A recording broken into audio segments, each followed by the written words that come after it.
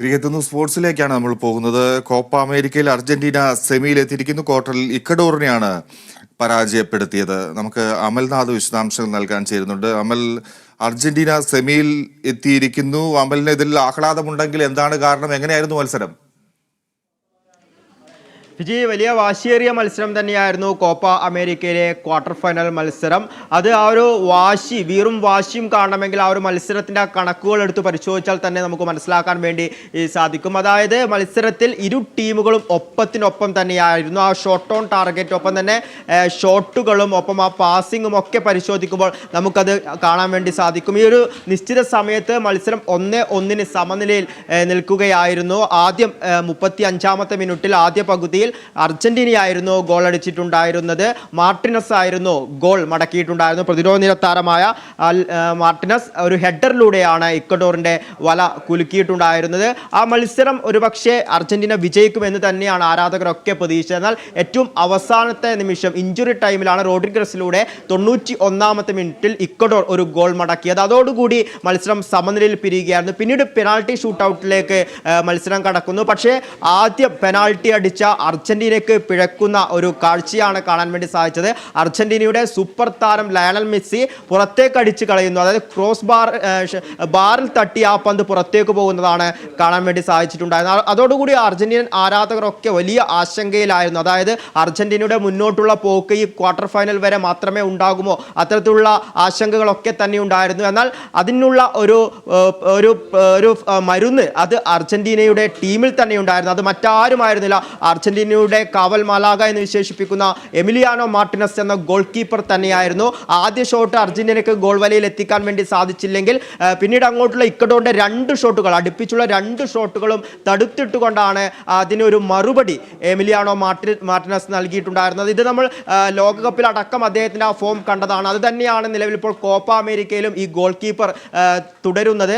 ഇത്തരത്തിൽ 4-2 penalty ഷൂട്ടൗട്ടിൽ Argentina വിജയിക്കുകയും semi ഫൈനലിലേക്ക് പ്രവേശിക്കുകയുമായിരുന്നു ചെയ്തിട്ടുണ്ടായിരുന്നത്. ഈ മത്സരത്തിന് മുന്നേ തന്നെ ഈ ഗോൾ ഇക്വഡോറിനെ സംബന്ധിച്ച് അർജന്റീനയ്ക്ക് ഒരു കളി മുഴുവൻ ഒരു വെല്ലുവിളി ഉയർത്താൻ കഴിഞ്ഞു എന്നുള്ളത് യാഥാർത്ഥ്യം അല്ലേ? അങ്ങനെ പറയാൻ കഴിയുമോ? അർജന്റീന ആദ്യം ഗോൾ നേടി മുന്നിലെത്തിയിരുന്നെങ്കിലും ഒരു പെനാൽറ്റി ഷൂട്ടൗട്ടിലേക്ക് വരെ കാര്യങ്ങൾ എത്തിച്ച ഇക്വഡോറിന്റെ പോരാട്ടം എങ്ങനെയായിരുന്നു? ഫിജി, ഈ ഇക്വഡോർ എന്ന ടീം ഈ മത്സരത്തിൽ അർജന്റീനയ്ക്ക് വലിയ രീതിയിലുള്ള ഒരു വെല്ലുവിളി തന്നെയാണ് ഉയർത്തിയതെന്ന് തന്നെ പറയേണ്ടിയിരിക്കുന്നു. അതാണ് ഞാൻ നേരത്തെ തന്നെ സൂചിപ്പിച്ചിട്ടുണ്ടായിരുന്നത്. ഈ ഷോട്ടുകൾ എടുത്ത് പരിശോധിക്കുമ്പോൾ അർജന്റീന 9 ഷോട്ടുകളായിരുന്നു തൊടുത്തിട്ടുണ്ടായിരുന്നത്. എന്നാൽ ഇക്വഡോർ 8 ഷോട്ടുകൾ. അതേസമയം തന്നെ ഷോട്ട് ഓൺ ടാർഗറ്റ് പരിശോധിക്കുമ്പോൾ 2 ഷോട്ടുകൾ വീതമാണ് 2 ടീമുകളും തൊടുത്തിട്ടുണ്ടായിരുന്നത്. ഇത്തരത്തിൽ വളരെ ശക്തമായ മത്സരം, അതായത് അടിക്ക് തിരിച്ചടി എന്ന രീതിയിൽ തന്നെയായിരുന്നു ഇക്വഡോറിന്റെ മത്സര ശൈലി ഉണ്ടായിരുന്നു എന്ന് തന്നെയാണ് കാണാൻ വേണ്ടി സാധിച്ചത്. ഈ ഒരു മത്സരത്തിന് മുന്നേ തന്നെ അർജന്റീനയുടെ സൂപ്പർ താരം ലയണൽ മെസ്സി കളിക്കുമോ എന്ന രീതിയിലുള്ള ആശങ്കകളൊക്കെ തന്നെ ഉണ്ടായിരുന്നു. അദ്ദേഹം പരിക്കിലായിരുന്നു. പക്ഷേ ആ ആശങ്കകളൊക്കെ ഇല്ലാതാക്കിക്കൊണ്ട് ആദ്യ 11-ൽ തന്നെ ലയണൽ മെസ്സി കളത്തിലിറങ്ങുന്നത് കാണാൻ വേണ്ടി സാധിച്ചു. പക്ഷേ അദ്ദേഹത്തിന്റെ ഫോമിലേക്ക് ഉയർന്നോ എന്ന് ചോദിക്കുമ്പോൾ നമുക്ക് ഇല്ല എന്ന് തന്നെ പറയേണ്ടിയിരിക്കുന്നു. കാരണം ഇത്തരത്തിൽ വളരെ പ്രഷർ സിറ്റുവേഷൻ, ഈ പെനാൾട്ടി ഷൂട്ടൗട്ട് പോലുള്ള പ്രഷർ സിറ്റുവേഷൻ ഉണ്ടാകുന്ന സാഹചര്യത്തിൽ തൻ്റെ അവസരം ഗോൾ വലയിൽ എത്തിച്ചുകൊണ്ട് അർജന്റീനയ്ക്ക് പലപ്പോഴും ഒരു അഡ്വാൻറ്റേജ് ഉണ്ടാക്കി കൊടുക്കാൻ വേണ്ടി മുന്നേ ലയണൽ മെസ്സിക്ക് സാധിച്ചിരുന്നു. അതായത് ഇന്നത്തെ മത്സരത്തിൽ അത് സാധിച്ചിട്ടുണ്ടായിരുന്നില്ല. മത്സരത്തിന്റെ തുടക്കം മുതൽ തന്നെ ഇക്വഡോർ വലിയൊരു വെല്ലുവിളി തന്നെയായിരുന്നു അർജന്റീനയ്ക്ക് ഉതിർത്തിട്ടുണ്ടായിരുന്നത്. ആദ്യ പകുതിയിൽ തന്നെ അർജന്റീന ലീഡ് എടുത്ത് മുന്നിൽ എത്തിയെങ്കിൽ പോലും അവസാന നിമിഷം വരെ പൊരുതുന്ന ഇക്വഡോറിനെയാണ് കാണാൻ വേണ്ടി സാധിച്ചത്. 90 മിനിറ്റിന് ശേഷവും പൊരുതിയ ഇഞ്ചുറി ടൈമിലായിരുന്നു ഇക്വഡോർ തങ്ങളുടെ സമനില ഗോൾ പിടിച്ചിട്ടുണ്ടായിരുന്നു. അതായത് തോൽവി, അതായത് ഒരു ഗോളിന് പിന്നിൽ നിൽക്കുമ്പോഴും പോരാട്ട വീര്യം മറക്കാത്ത ഒരു ഇക്വഡോറിനെയാണ് കളത്തിൽ കാണാൻ വേണ്ടി സാധിച്ചത്. അത് തന്നെയാണ് ഏറ്റവും അവസാനം വരെ ഈ മത്സരം സമനിലയിൽ എത്തിക്കാൻ വേണ്ടി സാധിച്ചത്. എന്നാൽ പെനാൾട്ടി ഷൂട്ടൗട്ടിൽ ആദ്യത്തെ 2 ഷോട്ടുകളും ഇക്വഡോറിന് പിഴക്കുന്നതാണ് കാണാൻ വേണ്ടി സാധിച്ചത്. ഇവിടെ ഗോൾ കീപ്പർ മാർട്ടിനസിന്റെ, അർജന്റീനൻ ഗോൾ കീപ്പർ മാർട്ടിനസിന്റെ പ്രകടനം എടുത്തു പറയണം. ഈ പ്രകടനം തന്നെയാണ് അർജന്റീന സെമി ബെർത്ത് ഉറപ്പിക്കുവാനുള്ള പ്രധാന കാരണമായതും. ഫിജി, അമൽ, നമുക്കിനി യൂറോയിലേക്ക് വരാം. പൊരിഞ്ഞ പോരാട്ടം നടക്കാനിരിക്കുന്നു, വമ്പന്മാരുടെ പോരാട്ടം നടക്കാനിരിക്കുന്നു എന്നുള്ളതാണ് ഇന്നത്തെ മത്സരങ്ങളുടെ പ്രത്യേകത. ജർമ്മനിയും സ്പെയിനും അതുപോലെ പോർച്ചുഗലും ഫ്രാൻസും ഒക്കെ ഇറങ്ങുകയാണ് കളിക്കളത്തിലേക്ക്. ഇന്നത്തെ വരാനിരിക്കുന്ന മത്സരങ്ങളെ എങ്ങനെ കാണേണ്ടതുണ്ട്?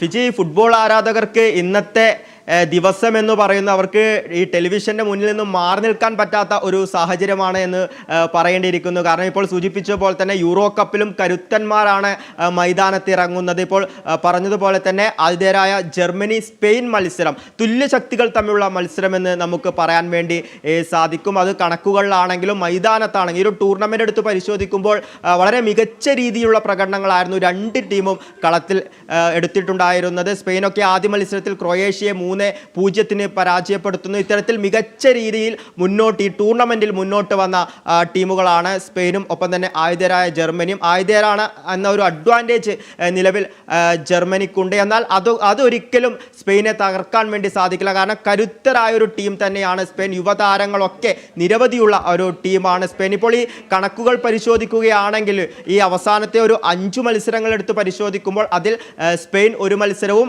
ജർമ്മനി 1 മത്സരവുമാണ് വിജയിച്ചിട്ടുള്ളത്. 3 മത്സരങ്ങൾ സമനിലയിൽ പിരിയുന്ന ഒരു കാഴ്ചയും കാണാൻ വേണ്ടി സാധിച്ചു. ഇത്തരത്തിൽ ഒരു ഇഞ്ചോടിഞ്ച് പോരാട്ടം തന്നെയാണ് ഇന്ന് 9:30 നടക്കുന്ന ആദ്യ മത്സരത്തിൽ കാണാൻ വേണ്ടി സാധിക്കുക. രണ്ടാം മത്സരത്തിലേക്ക് പോകുമ്പോഴും ഇത്തരത്തിൽ ശക്തരായ 2 ടീമുകൾ തന്നെയാണ് മത്സരിക്കുന്നത്. ക്രിസ്ത്യാനോ റൊണാൾഡോയുടെ പോർച്ചുഗലും ഒപ്പം തന്നെ എംബാപ്പയുടെ ഫ്രാൻസുമാണ് 12:30 നടക്കുന്ന മത്സരത്തിൽ കളത്തിലിറങ്ങുക. ക്രിസ്ത്യാനോ റൊണാൾഡോ അത്ര മികച്ച ഫോമിലാണ് എന്നൊന്നും നമുക്ക് പറയാൻ വേണ്ടി സാധിക്കില്ല. കാരണം കഴിഞ്ഞ മത്സരത്തിൽ ആ ഒരു നിശ്ചിത സമയത്തിനുള്ളിൽ ലഭിച്ച ഒരു പെനാൾട്ടി ലക്ഷ്യത്തിലേക്ക് എത്തിക്കാൻ വേണ്ടി അദ്ദേഹത്തിന് സാധിച്ചില്ല. എങ്കിലും പെനാൾട്ടി ഷൂട്ടൗട്ടിൽ തന്റെ അവസരം വിജയകരമാക്കി തീർക്കാൻ ക്രിസ്ത്യാനോ റൊണാൾഡോക്ക് സാധിച്ചിട്ടുണ്ട്. പക്ഷേ നിലവിൽ ഇതുവരെ ടൂർണമെന്റിൽ ഒരു ഗോൾ സ്കോർ ചെയ്യാൻ വേണ്ടി ക്രിസ്ത്യാനോ റൊണാൾഡോക്ക് സാധിച്ചിട്ടില്ല. ആകെയുള്ള ഒരു സംഭാവന എന്ന് പറയുന്നത് ഒരു അസിസ്റ്റ് മാത്രമാണ്. അദ്ദേഹം ഈ ഒരു മത്സരത്തിൽ ഈ ക്വാർട്ടർ ഫൈനലിൽ ഒരു മികച്ച ഫോമിലേക്ക് എത്തുമോ എന്നത് ഇന്നത്തെ മത്സരത്തിൽ കാണേണ്ടിയിരിക്കുന്നു. അദ്ദേഹത്തിന്റെ ആ ഒരു പെർഫോമൻസ് അനുസരിച്ചായിരിക്കും ഈ പോർച്ചുഗൽ സെമിയിലേക്ക് എത്തുമോ എന്ന ഒരു ചോദ്യത്തിന് ഉത്തരം ലഭിക്കുകയുള്ളൂ. അതേസമയം തന്നെ ഫ്രാൻസിനെ സംബന്ധിച്ച് അവരുടെ മുന്നേറ്റം അതിശക്തമായ ഒരു മുന്നേറ്റം തന്നെയാണ്. 4-3-3 എന്നൊരു ഫോർമേഷനിലായിരിക്കും ഒരുപക്ഷെ ഫ്രാൻസ് ഇന്നത്തെ മത്സരത്തിൽ ഇറങ്ങുക. അതായത് എംബാപ്പയെ പോലുള്ള മികച്ച താരങ്ങളുണ്ട്, ഗ്രീസ്മാനെ പോലുള്ള മികച്ച താരമുണ്ട്. അതിനാൽ തന്നെ ഒരു ശക്തമായ മുന്നേറ്റം തന്നെയാകും ഫ്രാൻസിന്റെ ഭാഗത്തു നിന്നും ഉണ്ടാകുക. ആ ഒരു മുന്നേറ്റത്തെ എത്രമാത്രം പ്രതിരോധിക്കാൻ ഇവിടെ പോർച്ചുഗലിന് സാധിക്കും, അതനുസരിച്ചായിരിക്കും ഈ മത്സരത്തിന്റെ വിജയപരാജയങ്ങളൊക്കെ ഉണ്ടാവുക.